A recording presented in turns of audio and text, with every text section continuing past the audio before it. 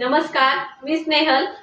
Tasty bite with Snehal मध्ये तुमच्या सर्वांचं स्वागत आहे. आज मी बनवणार आहे घोळची भाजी. ते बनवण्यासाठी आपल्याला काय काय साहित्य लागणार आहे ते बघूया. घोळची भाजी बनवण्यासाठी मी घोळची भाजी घेतलेली आहे आणि हिला काही ठिकाणी चिववीची भाजी पण म्हणतात. आपल्याला हिला असे त्याचे थोडेसे मुळं असतात त्या काढून घ्यायचे आहे आणि असे साफ करून घ्यायचे आहे. हिला आपल्याला बारीक कट नाही करायचे आहे, असेच ठेवायचे आहे. घोळची भाजी बनवण्यासाठी लसूण घ्यायचा आहे आपल्याला, लाल मिरची घ्यायची आहे, हळद घ्यायची आहे, बेसन पीठ घ्यायचे आहे आणि जिरे मोहरी घ्यायची आहे. आपण कढईमध्ये 2 चमचे तेल टाकून घेतलेलं आहे. आता आपल्याला तेल तापलेलं आहे, आपल्याला जिरे मोहरी टाकायचे आहे.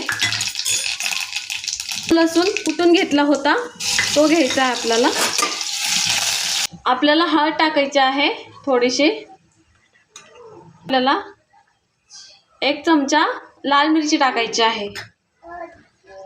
हे चांगलं परतून घेतलं की आपण जी आपण घोळची भाजी घेतली होती ती टाकून देऊ.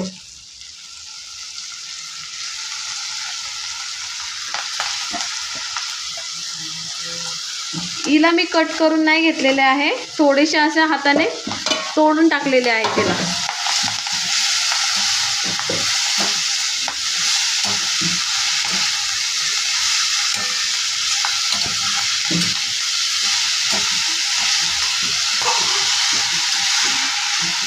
पाणी नाही टाकायचे आपल्याला, कारण हिला आपण धुतल्यानंतर हिला आपोआप पाणी सुटते. चवीनुसार मीठ टाकायचे आहे आपल्याला. मीठ वगैरे आपल्याला चांगले मिक्स करून घ्यायचे आहे. ही थोडीशी अशी मऊ झाली की मग आपल्याला याच्यामध्ये बेसन पीठ टाकायचे आहे. खाण्यासाठी ही भाजी थोडीशी आंबट लागते आणि खूप टेस्टी लागते. तुम्ही हिला अशा प्रकारे नक्की करून बघा. 5 मिनिटं आपण हिला झाकण ठेवून वाफून घेऊया. अशी वाफून घेतलेली आहे. आता आपण हिच्यामध्ये बेसन पीठ टाकूया.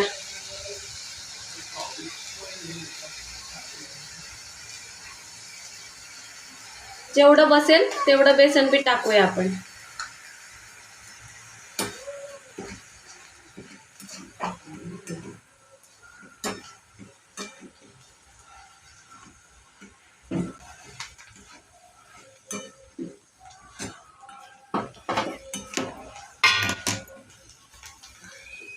जर तुम्हाला बेसन पीठ कमी वाटत असेल तर तुम्ही अजून टाकले तरी चालेल.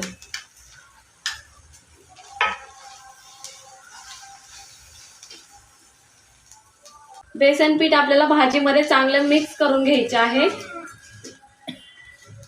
भाजीवरती आपण झाकण ठेवून भाजीला वाफवून घेऊया 10 मिनिटं. आपली भाजी छान तयार झालेली आहे, मोकळी मोकळी झालेली आहे. भाजी शिजलेली आहे आपली चांगली. आता आपण हिला काढून घेऊ. आपली भाजी छान अशी मोकळी मोकळी तयार झालेली आहे. तुम्हाला जर माझी रेसिपी आवडली असेल तर लाईक करा, शेअर करा, सबस्क्राईब करा. धन्यवाद.